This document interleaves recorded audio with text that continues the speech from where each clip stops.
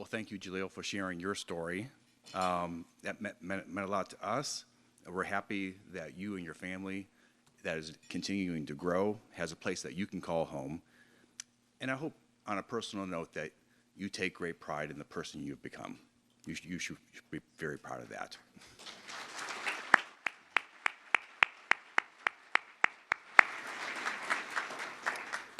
We're also grateful to VPM for allowing us to begin with that small portion of their docuseries, Life in the Heartland, which was created and produced by Stanton Company, Deep Structure Productions. So good morning, everyone. My name is Dan Lehman. I'm the CEO of the Community Foundation of the Central Blue Ridge and a member of the Planning Committee for this summit. We couldn't be happier with the turnout and the interest in this particular topic, so thank you for joining us today. Our committee consists of representatives from Augusta Health, including Dr. Clint Merritt, Crystal Moyers, Gail Schultz, and Tricia Fillion, as well as Lydia Campbell from the Valley Community Services Board, who also represents Valley Homeless Connection, Olivia Rains from the Central Shenandoah Planning District Commission, and Chris Lassiter, my colleague from the Community Foundation. It's been a pleasure and an honor planning this summit with you.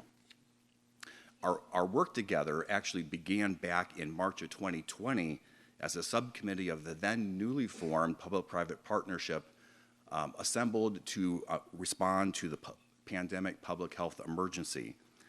And when the work of that partnership concluded, our subcommittee forged ahead and shifted our attention from the pandemic to issues of housing and security. And one of our first steps was to begin meeting with and listening to the stories of neighbors in our community who are experiencing housing insecurity, which was the genesis of our traveling exhibit entitled This Is Home, that we worked on in collaboration with our photographer, Kate Simon. Kate, are you here today? There's Kate there. Some samples of the exhibit are in the hallway, but you can also explore them online. There's a link on the card within the blue folders on your table. We also began hearing conversations about housing taking place in all corners of our community, so we knew that the interest was high. What we were not seeing, however, was a deliberate intersection of those conversations for the purposes of sharing information, ideas, and resources. So that's when we began in earnest planning for this summit over a year ago, and we're thrilled to be sharing this milestone moment with you today. Both Virginia Housing and the Virginia Department of Health have provided generous support and encouragement for this summit, for which we are very grateful. And I'll take care of just a few quick housekeeping items for you. Just so you know, if restroom facilities are down the hall to the right. The Wi-Fi, if you didn't catch it earlier, there's the appropriate Wi-Fi and the password. I'll leave that up on the screen for a few minutes. When you're in there, select guest versus room. There is, for anyone who may need a nursing room or privacy room, we do have a facility here in the hotel. Please see someone with a committee ribbon. There's Tricia back there. see Tricia. And if you are returning tomorrow, please hang on to your name tags and bring them with you. If you can't be with us tomorrow, there's a basket on the check-in table to drop your name tags, which we would appreciate. So before I introduce our facilitators, I'd like to take a moment to return to Jaleel's story and the reason why we asked him to open today's gathering.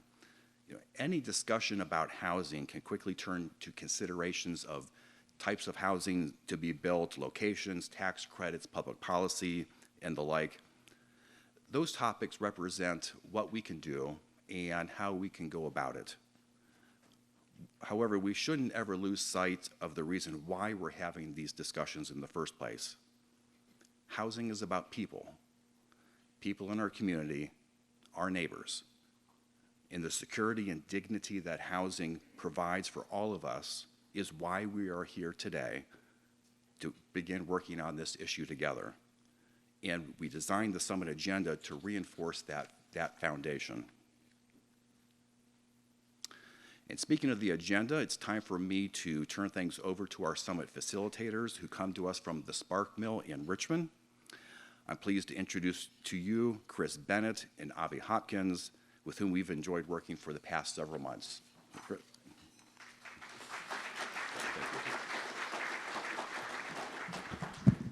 Thanks, Dan. Well, good morning. My name is Chris Bennett, and as Dan said, I am with the Spark Mill.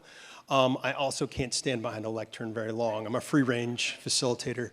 And we are delighted to be with you, and this is a journey. Today is not just intended to be a bunch of sessions where you come and you open your mind and we dump a bunch of content into it. There's meant to be a trajectory, a story that happens today. And we start out by acknowledging the brutal realities of the housing crisis, the housing session. You heard that in Jaleel's stories. He shared his story, but it's also tied to hope. Hope that something can be done. We're not going to fix it. We're not going to solve it today. However, we are going to acknowledge the realities on the ground and the possibilities of what we could do as a community. And that's the trajectory that today's conference or today's summit is leading towards. Tomorrow, we will gather back together to start to surface and float up ideas and prioritization of what would it look like for us to come together as a community to address housing in our community so that our neighbors, our friends, people that live with us in our community aren't struggling so mightily to find housing. And as it's a trajectory, I'm going to kick it over to my colleague in the back, Avi Hopkins, who's going to tell us a little something.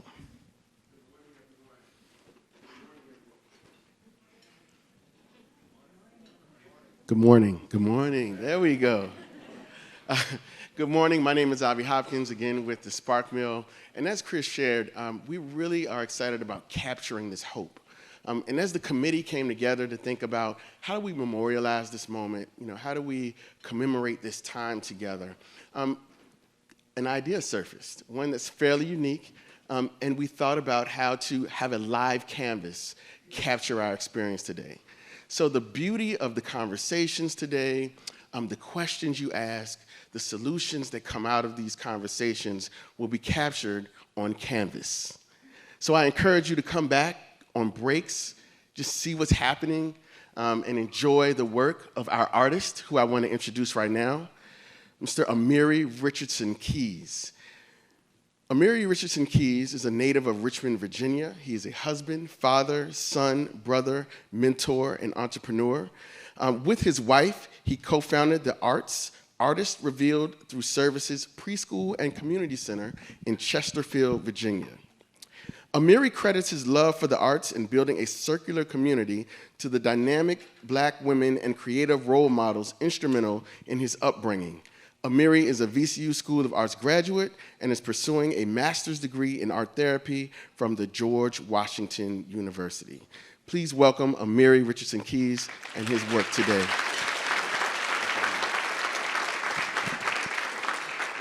And now I'm going to kick it back over to my colleague, Chris. All right, thanks, Avi. So make sure you're going back there. Another thing I want to point out to you about the space that's slightly different is at your table, you all got some Post-it notes, and that's not only a gift to you from the Community Foundation, it's also intended for you to use along with your Sharpie pen if you feel like it. There are questions, 6 questions around the room that are similar to that are the exact questions we sent out on the survey earlier. If you didn't get a chance to fill that online, check out those questions on the wall and take your Sharpie with your Post-its and put your responses. We're going to use those to source our conversations tomorrow. So check that out during breaks or during lunchtime to be able to do that. And so now I want to turn over to our first presenter, Jonathan Knopf. Jonathan is an executive director for programs at Housing Forward Virginia, where he leads housing research and education efforts across the Commonwealth. So Jonathan, we invite you to come up and please join me in welcoming Jonathan.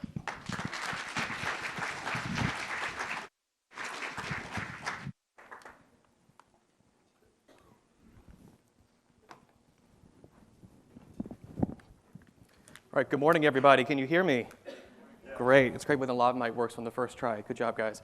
Well, it's great to be here this morning, and before I get started, I think you should know that I had the chance to go to a number of these housing events, these housing summits, meetings across the state throughout the year, and I think you guys are really in for a treat today. The setup here is great. You've got an awesome team, the committee that has helped put this together.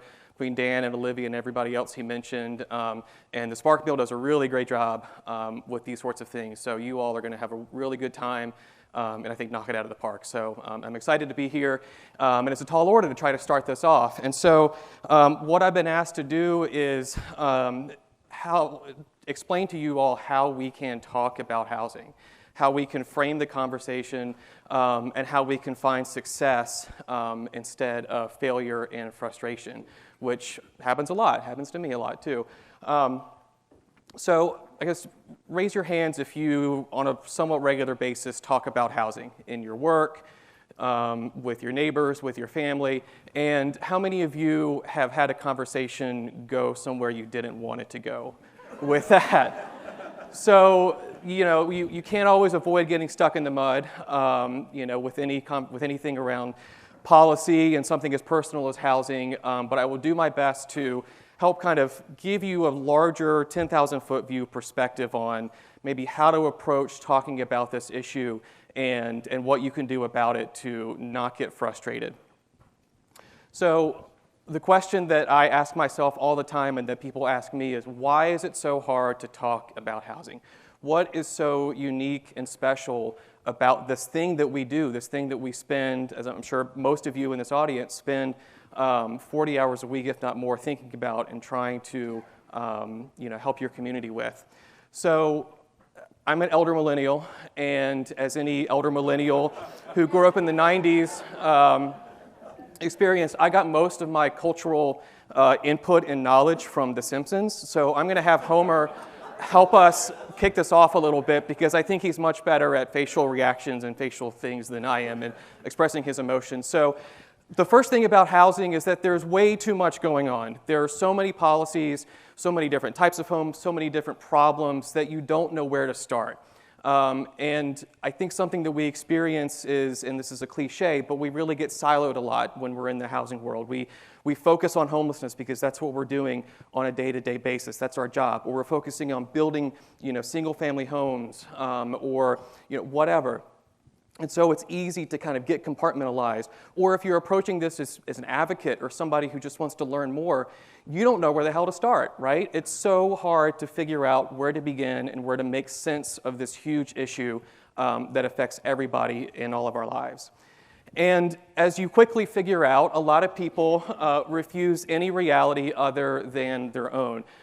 People really often don't think, when they're at least comfortable in their own home and they have stability already, and they've never had to think about somebody who hasn't had the luck and success that they've had and the privilege they've had, it's rare for people to think about housing beyond their own front door. And so that's the challenge that we need to overcome, is to get people to think about housing as this important infrastructure within our community, within our neighborhoods. And as part of that, some people say some things that you wish you could unhear. Unfortunately, as I'm sure folks will talk about throughout the day, a lot of our housing problems are rooted in specific racist actions throughout our American history. And we're still dealing with those and unraveling them and trying to grapple with them and trying to overcome them. And a sordid thread from all of that is that there are, unfortunately, a lot of people in this country, around here also, that have biases and have feelings and beliefs that are really opposite from what reality is, because of the way that they have been brought up and the certain beliefs that they have. And so it's tough to overcome those if you want to have a civil conversation with people. And so you need to kind of learn where to engage and where to disengage. And so it's really easy to get frustrated at all of this, right? It's easy to retreat and just say, it's not worth it. It's not, I'm not going to go try to talk about, advocate for housing to, my county board of supervisors. They're not going to listen. They're not going to understand. Well, maybe, but actually, I think you'll see that, it's easier than you think it is, and there's more opportunity. There's a window here that we should go down. So, what can we do? And this kind of outlines what I'll be talking about over the next few minutes.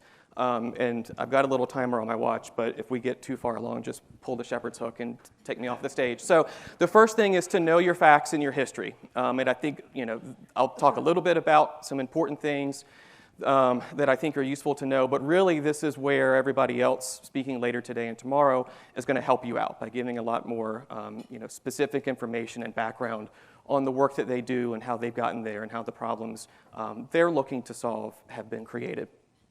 I think it's important to know those problems and know how we got there, but a common theme that I want to reiterate is that to be successful about talking about housing, you need to focus on solutions. It's really tough for people, especially when you are introducing them to this concept and trying to convince them that we need to do something.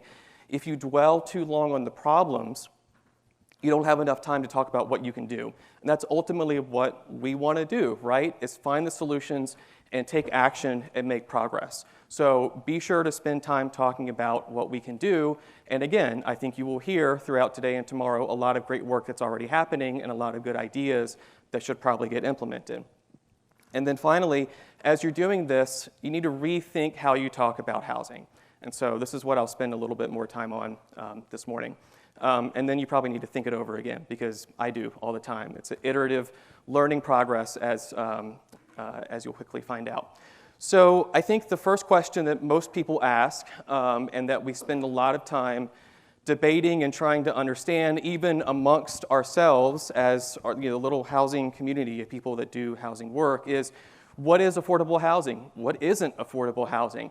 And so we have this term that gets used interchangeably by different people in different circumstances in different contexts that sometimes can mean pretty different things. So maybe they're using a very technical definition because it's defined in policy and we're trying to implement a particular program. So, your home is affordable according to the federal government and most housing programs and the way that census treats the housing cost burden data. Your home is affordable if you pay less than 30% of your total household gross income towards your core housing costs, your rent, your mortgage, and your basic utilities. Or maybe you kind of have a programmatic definition. So, regardless of how much you pay for your home, it's affordable if there is a specific subsidy or some sort of assistance making it affordable and making it below whatever the market rate would be. So that is a very specific policy, programmatic type of definition that separates subsidized or assisted housing away from just market rate housing. And then finally, many people, I think, rightfully have a more holistic definition of an affordable home, where it means something that is safe and secure and healthy, and it meets your budget. But it's not just about the money piece, right? It's about that stability and that security, as we heard about earlier. And so I think it's easy to kind of go down the rabbit hole of talking about what affordable is and isn't. And it's important to have a core definition. But really, housing is a whole spectrum, right? We have this housing ecosystem that all works with each other, and people move between different types of homes, and people change their incomes.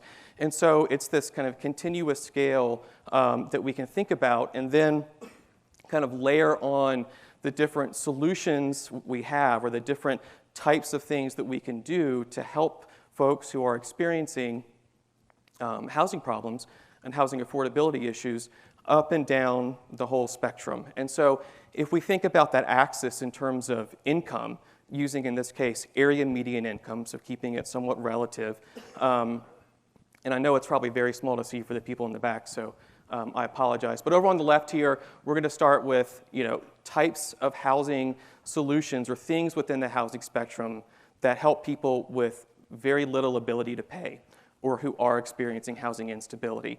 And so that includes things like our temporary shelters, transitional housing, permanent supportive housing, deep rental assistance, and I'll talk about kind of what that is and how, what kind of is included in that. But those are all generally things that are supported by public money and or private philanthropy. So there is some sort of specific subsidy or assistance going into those, because the market is not going to provide that on their own, really regardless of market conditions. But then for people who do have some ability to pay for housing, the market can provide for those. But unfortunately, a lot of those options in the market for people with the least ability to pay, they have to make a sacrifice on. The home is lesser quality and further away from their jobs. There's a reason it doesn't cost as much, right? There's a reason it's cheaper. And really, in reality, most people who have very or extremely low incomes are living in market rate housing, and they are spending way too much of their income on their home. We do not have enough of this stuff over here to meet the need that is out there across the whole United States. But once we get a little further up, we do have the market and public subsidies, public assistance working together. But generally, it is the private market fulfilling the housing needs of most people, for better or for worse. And then once you reach kind of 80% AMI or around median income, then folks usually have a little more choice in which home they want to live in, at least if you're not in Northern Virginia or New York or something.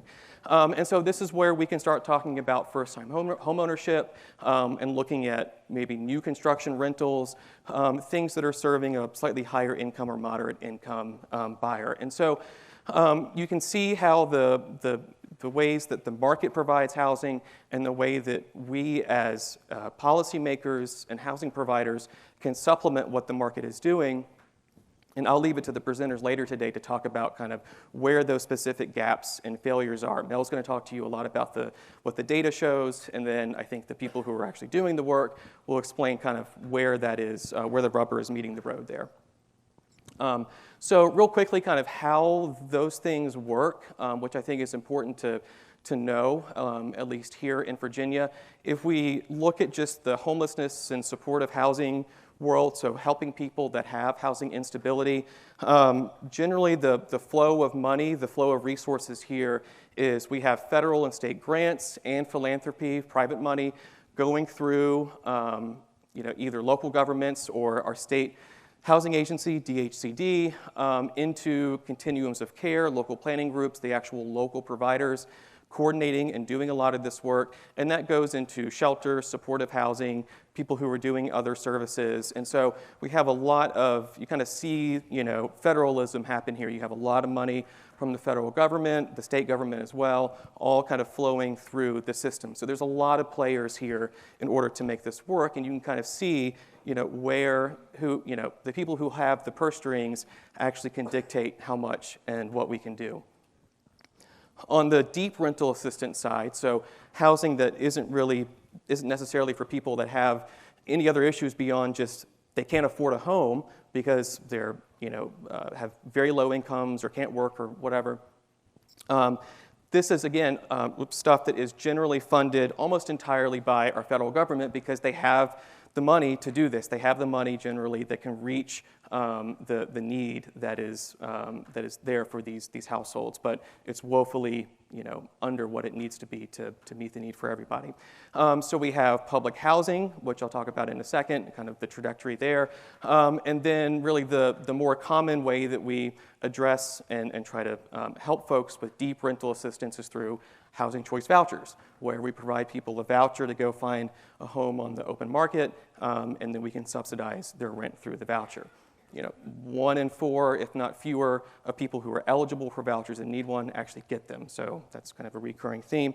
Our state housing finance agency, Virginia Housing, helps administer vouchers for really kind of non-urban areas, so for most of the state, through local voucher administrators, but vouchers are also administered through public housing authorities where we have those across the state.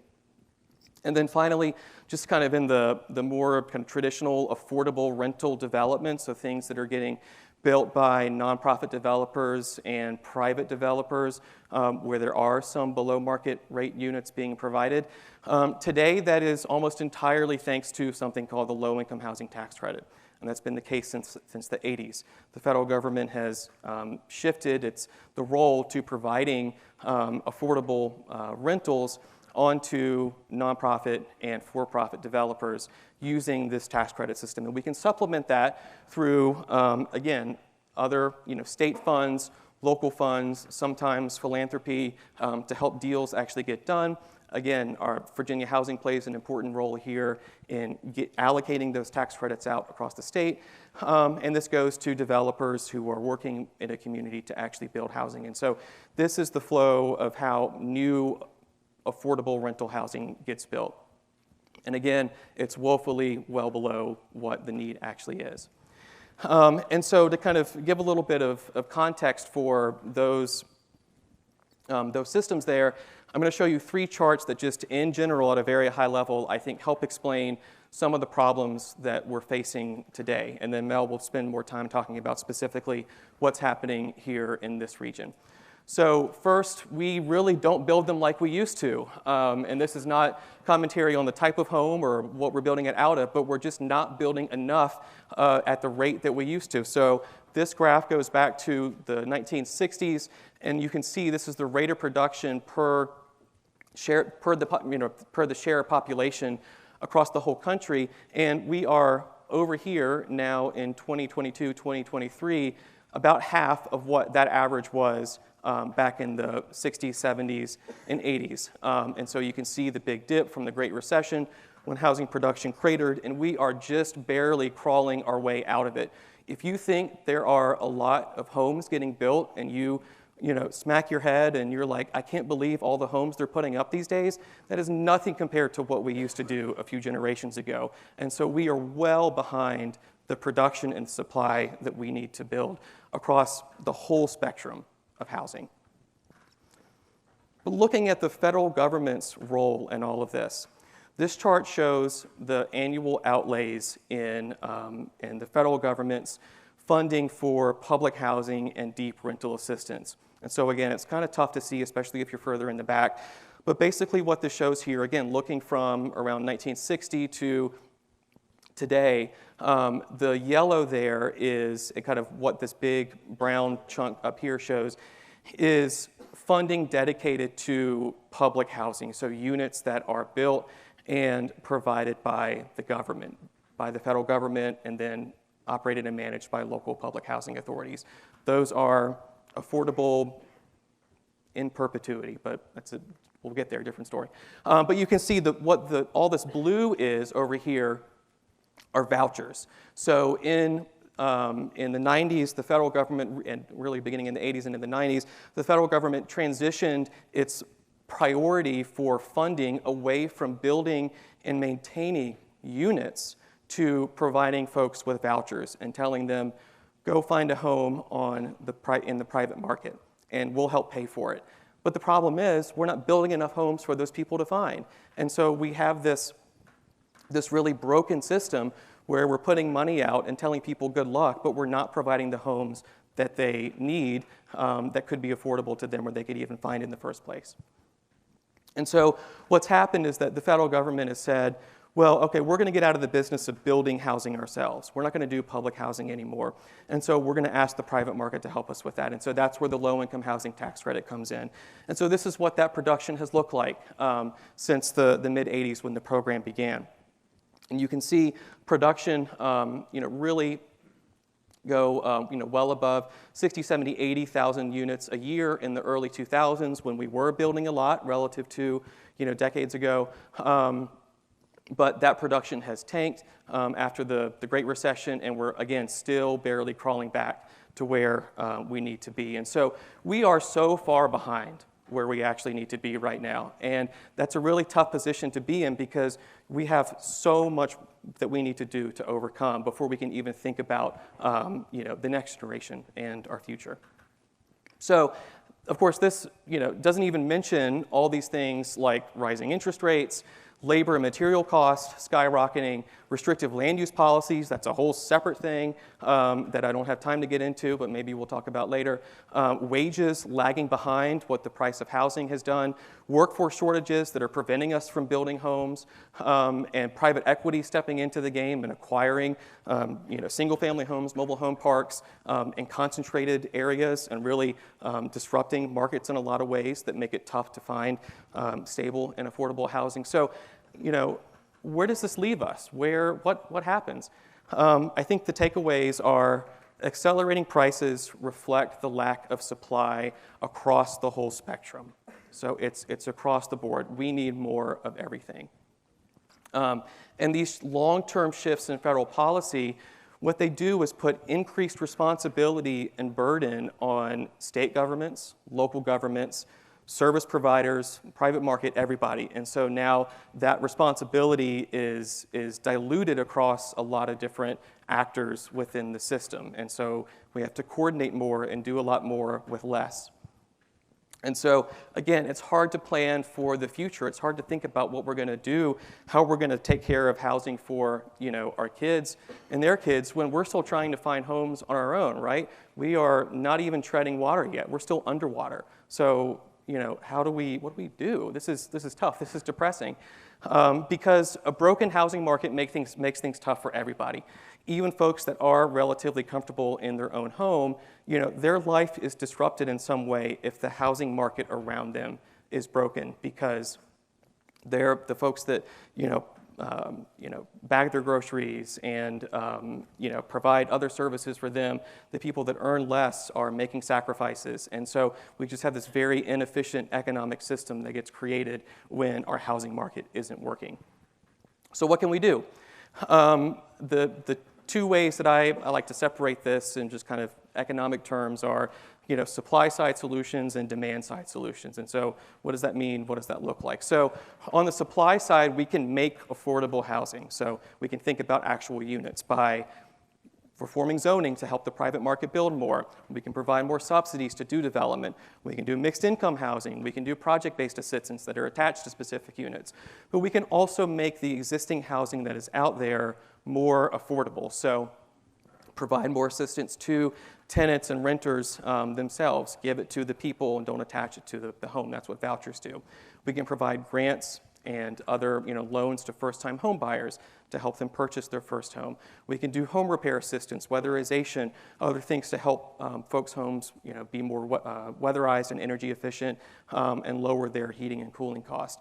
And we can, this is not a specific housing policy, but we can increase wages and help folks afford housing more generally. But if you only do one of these, then it doesn't really solve the whole problem. And because of the lack of supply that we have, I would argue that we really need to be prioritizing a lot of stuff on this left column, because if you juice up the stuff over here, it's only going to make the supply problem worse and make costs go up further. So it's really all of the above, but probably prioritize over here on the left-hand side. So, of course, no wonder this is hard to talk about. This is a lot that you need to take in and a lot that you probably need to understand in order to have some sort of useful conversation with somebody who doesn't know anything and has never thought about housing before. So it's hard because housing is personal. We all live in a home if we're lucky enough.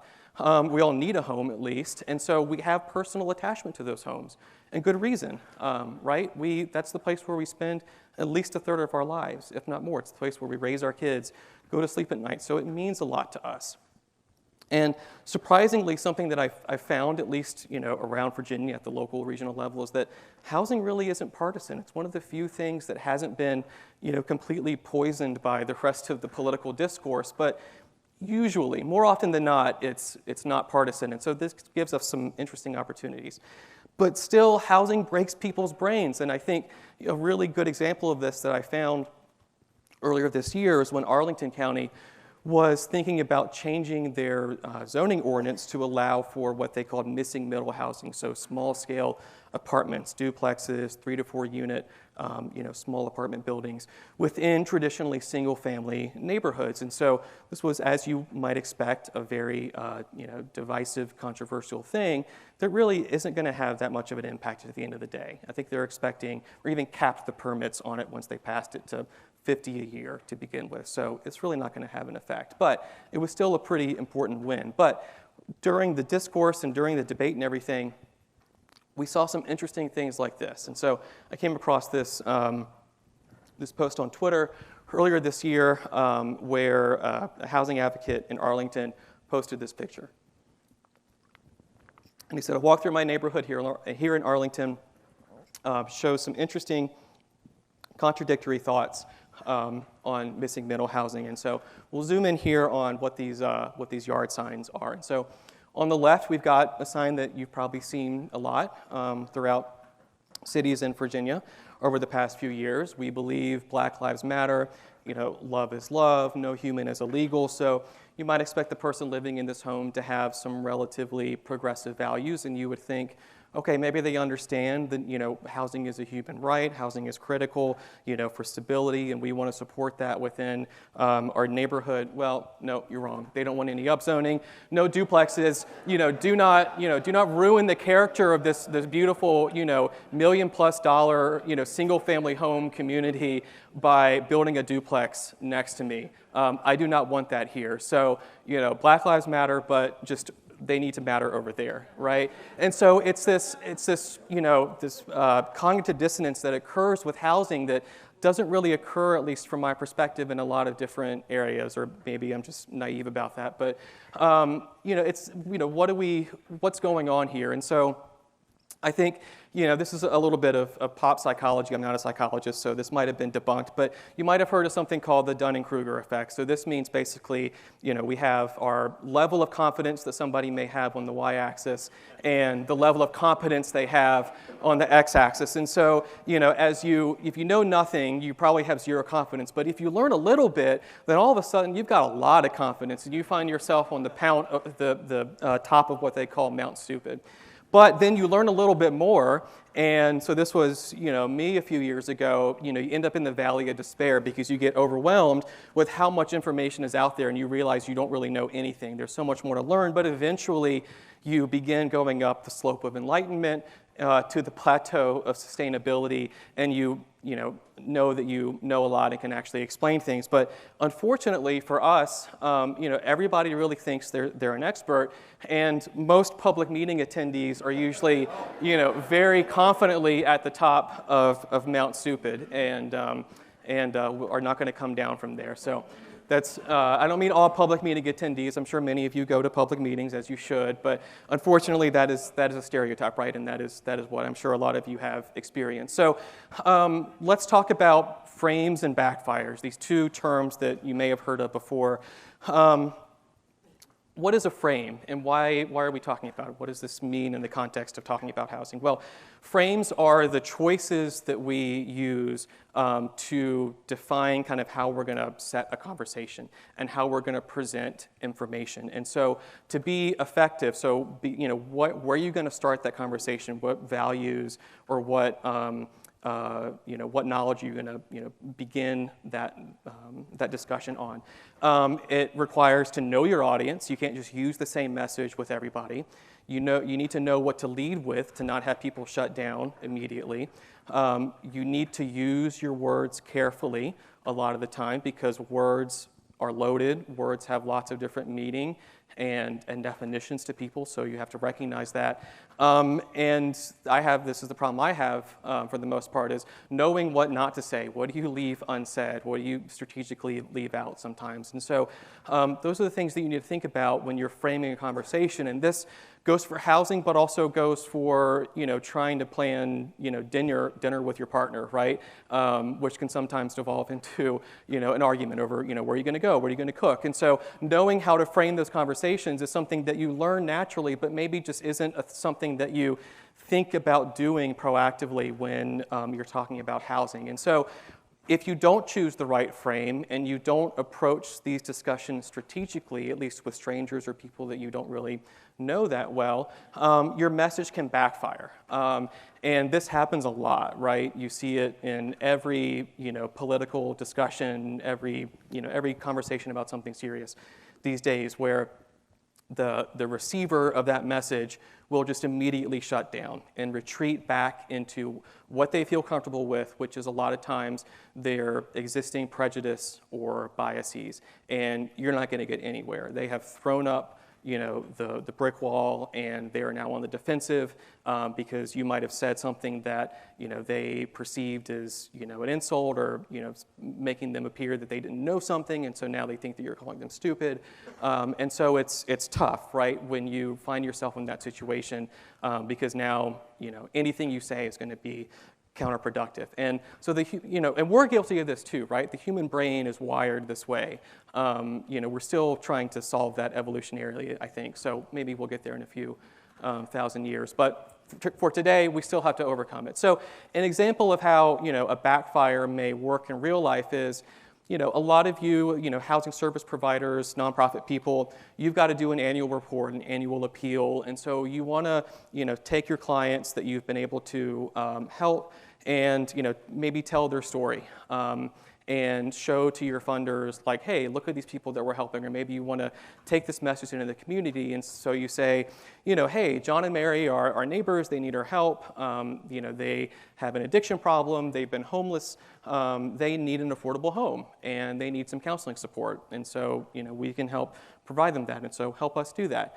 Well, if you are taking that to somebody who isn't kind of familiar with what you do and familiar with the systems and all of the different policy decisions over the past few generations that have led to John and Mary having those problems, you have people retreating into their own frame of personal responsibility, and they'll say, well, they just need to stop making bad decisions. That's their fault.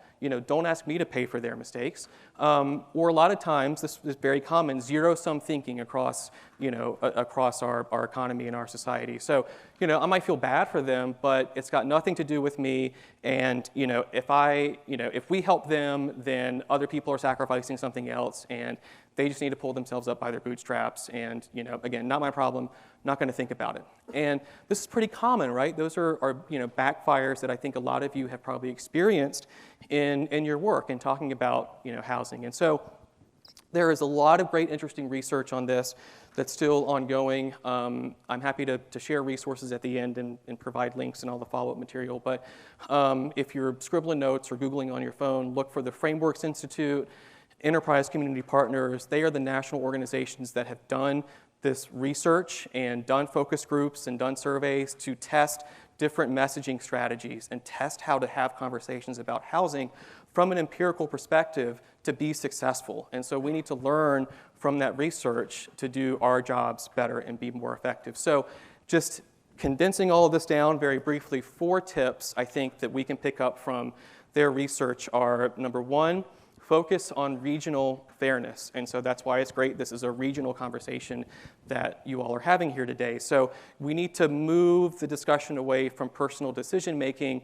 to how these issues, even if they are at a household level, are affecting our whole community, and how the benefits by investing in housing proactively, helping folks find a stable home, that has ripple effects on the rest of us and the rest of our community to be successful. Number 2, focus on systems. Don't focus on particular persons all the time or particular individual stories.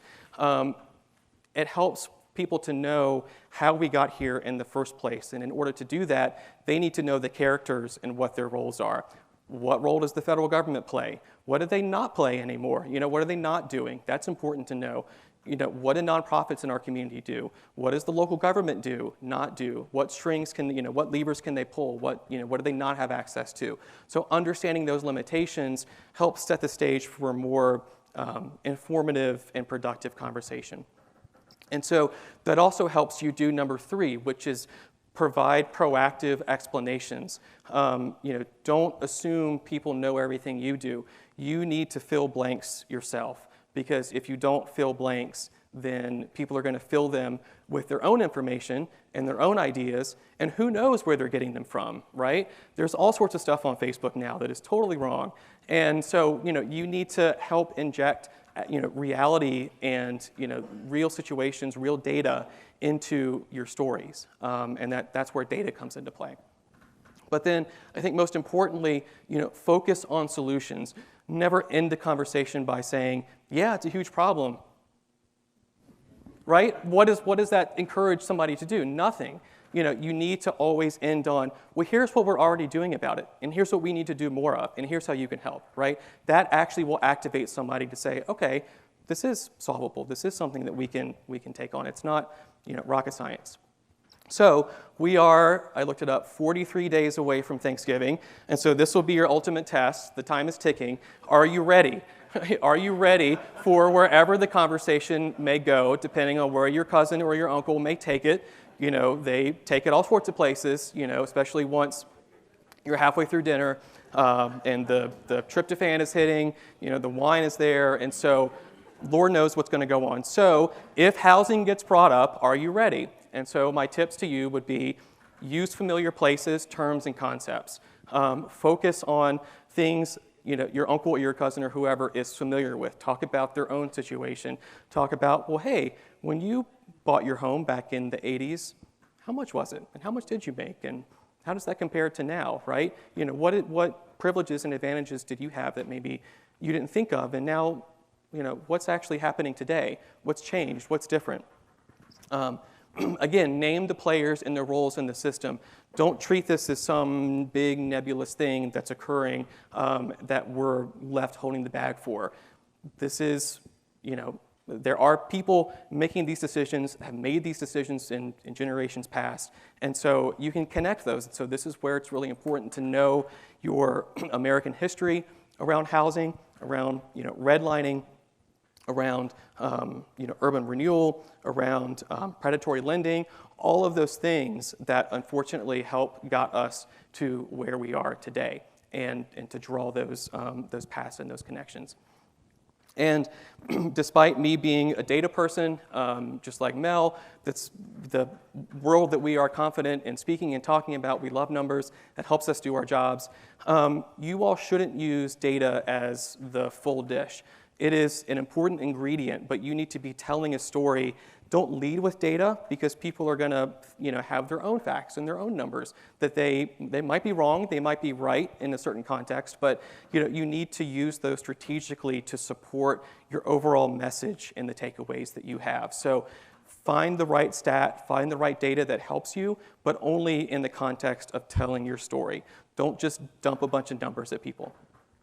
And finally, again, connect to the larger problems that your community and your region overall might be facing. So I think maybe the best example of that, or one of the best examples, is economic development. So something that we've heard a lot of over the past few years from people who do economic development work and try to bring in jobs and employers into regions is, well, this company wants to move here, but now all of a sudden they're telling me we don't have any homes to put their workers in, and now they need to go somewhere else. And so we're not going to have, we're not going to grow our tax base, we're not going to grow our economy if we don't build homes for the workers that we need, in addition to the people already living here that need homes. And so, for somebody who might be more receptive to, the overall, economic vibrancy, argument and, economic development, housing is very easy to connect to that now, unfortunately. And so, try to connect it to these bigger issues within our region that can maybe resonate with people more, especially if they've never really thought about housing in the past for any reason. So I think I'll end on a couple things I think you should keep in mind as you hear all the other experts and great people talk for the rest of today and tomorrow also. Number one, affordable really is just the start of the conversation. It's very easy, and I see it very commonly, where groups of people just like you all will just spin in circles talking about what affordable is and isn't, right? It's important to understand what that means, what it doesn't mean, and how it can mean different things in different contexts. But don't get stuck, in that loop.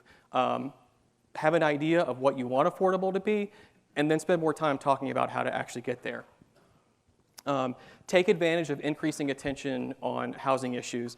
Housing, for better or for worse, is something that policymakers are hearing a lot more about and are more hungry for solutions on, because their constituents are telling them that there's issues, their local staff are telling them that we need to fix our housing problems, and so the Overton window has shifted, and there's an opportunity to do a lot more now, to get more resources, to change policies that have been broken. So now is the time, and let's build on this momentum. There is a lot of great stuff already happening. We are making progress in a lot of different ways.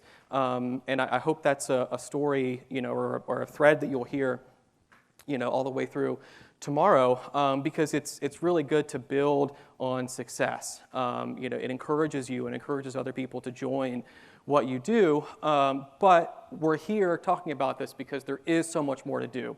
We have an uphill battle, but we are moving full steam ahead, and so we just need to keep up the work and bring more people along with us. So good luck today and tomorrow and at Thanksgiving. I am here to help. Our organization is here to help. If you haven't heard of Housing Forward, please check us out. Look us up on all the different social media things. I think we try to stay active there. So use us as a resource. And if we do have time, I'm happy to take some questions. Or I'm also happy to just keep things going. Thank you so much, Jonathan. First off, thanks for bridging the generational gap by introducing The Simpsons. Yep. As a Gen Xer, I appreciate that so much. Fantastic information. We do want to open up, we got a couple minutes for questions. We are running a bit behind, so we're going to kind of condense the question and answer. But Jonathan, hopefully you're here all day and people can connect with you on a break or at lunch. Are there any burning questions that you may have for Jonathan while we still have him? Avi's got the mic and he'll run to you if you have a question. Oh, question, of course, on the other side of the room. Avi's fast. It's always the other side of the room. It always. Thank you for that wonderful talk. Early, as you made the case for why housing has these sort of critical shortages, I was tracking, I think, as you were talking about the building graph and how that fit with our population. In our community, we have an aging population, so we see emptying of existing stock. And I just wondered in this case scenario, how does this repurposing of existing housing factor into looking at housing shortages and the need for new housing versus strategies for revitalization of old housing? That's a great question, right? Because I think another trend that I did not speak on, but Mel, you will probably touch on a little bit, is how our overall demographics for the past few generations and where we are today are very different than what they might have been when those homes for those seniors were being built. So, think about your 3 and 4 bedroom homes that all of a sudden have a lot of empty bedrooms because those children who grew up in them are now adults and, they have, for the most part, now moved out. Although for my generation, that's been delayed because of these housing issues, the student loans and all sorts of other stuff, right? We got the worst timing possible. And so that's an issue that we need to solve. We need more housing overall. We need it to meet the needs of those people who want to downsize out of those homes, but also are, the millennials and the people that might need smaller homes or just prefer smaller homes. And so what do we do with all those empty bedrooms? And that's a challenge. I think, there are some strategies to address that, but it's tough to kind of social engineer moving the, households of different sizes to the homes that they might, everything else held equal might work best for them because those larger 4-bedroom homes might be way further away from where those people are actually working or where they want to live because of our development patterns over the past few decades. So there is no easy answer to that question, but it is absolutely something that we think about and try to address and develop strategies for because we need more, but there's also lots of homes out there already that we need to take care of and be a good steward for into the future to make sure they continue to serve households for further generations. We have time for one more question, if there's a burning question. Right there. Just a general question for you and all of the presenters. As we prepare to take these conversations out to our communities, our constituencies, our neighbors, will you be sharing your PowerPoints? Yes, so Thank you. Should have been upfront about that, but I have a feeling that the folks know what they're doing here and they will be sharing all the slides from today, from not just me, but from everybody else in a follow-up email and on the website, I'm sure. So you will be taken care of, and you can always email me, just Google my name, you'll find me, and I can send you that and whatever else you might want that could be helpful. Awesome. Great. Jonathan, thank you so much. Wonderful, everybody. Thank you.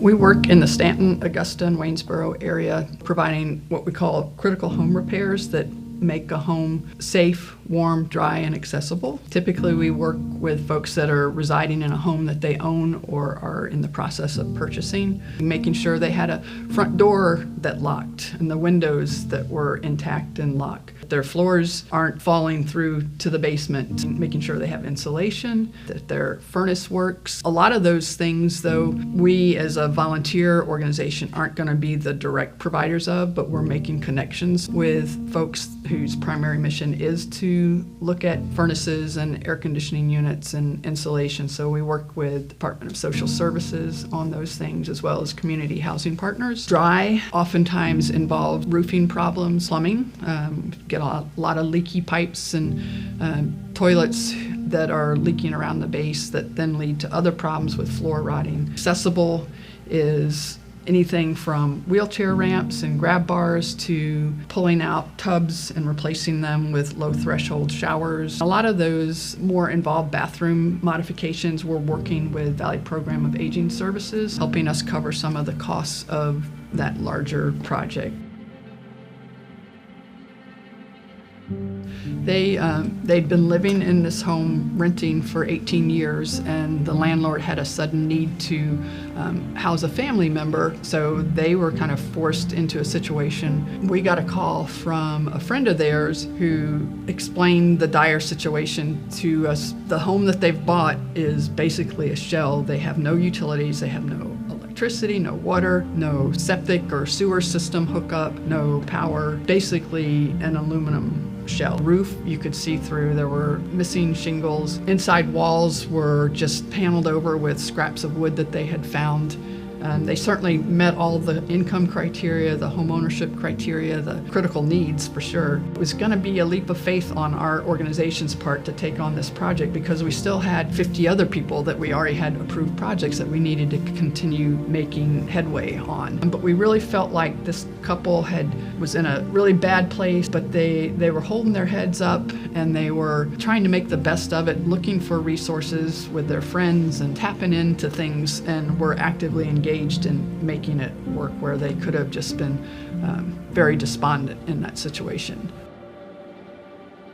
When this family moved into this, they had to try to make it somewhat secure and I don't even want to say comfortable, but livable. So they did some work to put locks on the door and put boards up over the windows and patch some of the walls that had holes in them, and hung blankets up over windows to try to keep it warm. And they didn't have any plumbing, so one of the first things that we did was rented a porta-john for them to have on site. And then we started talking with them about kind of the steps that they had already taken. They had already gotten permits for the building, the electrical, the mechanical, but they had not made contact with Shenandoah Valley Electric to run the power from the main line. They didn't have a meter base, so those were some of the first things that we had to start getting in motion. A volunteer who had experience with roofing pulled together along with some of our volunteers to tear the old shingle roof off and replace with new shingle roofing so that they were protected from the elements. Because they had moved all of their belongings along with things that they had salvaged from other homes and other locations that they had access to, with items that, counters and commodes, sinks and light switches, anything so that they could have materials to refurbish this tin can, which really has helped us as an organization not to have to buy all those things. Some of them work, some of them don't. Some of them we can make work by reworking the framing of the house. But then also all of that stuff we had to get out of there because we couldn't start tearing the ceiling down to run the electrical, tearing the wallboard off to run the plumbing. So we purchased a large tent shelter for them, and we had a group of youth from a church in Kentucky came one weekend, and they carted out carton after carton, garbage bag after garbage bag out to this tent of all these people's personal belongings. The homeowners were there saying, okay, you want to save that? That can go into the dumpster, and just kind of cleaning out so we could have a clean palette to start working on. And in the process of that too, they had to relocate 20 plus cats. They were all in crates, so she was able to find people within her nonprofit organization to house them. That same youth group helped build a new front porch and steps because we wanted them to have at least one safe access point. We replaced the door, and we've started putting in some of the windows that they had collected. The ceiling has all been cleaned out. Power company had come in, trenched, run the power put in the meter base. So they now have power. We're working on getting estimates for plumbing to get run in. The cistern has been cleaned. The water pump and pressure tank are purchased, ready to hook up. So we're hoping in the next couple months to get them under roof, secure with windows and doors, the plumbing hooked up so that we can get the commode set and they can start using inside plumbing instead of the porta-john. And then we can start doing, using volunteer crews to do the interior work, building the interior walls back, putting up insulation, putting in drywall, putting in the cabinets, just building the home on the inside once we have it structurally sound. I think knowing how limited the affordable housing market is, it really makes us really understand the importance of the work that we're doing so that not another family is facing that situation of trying to find housing that they can afford.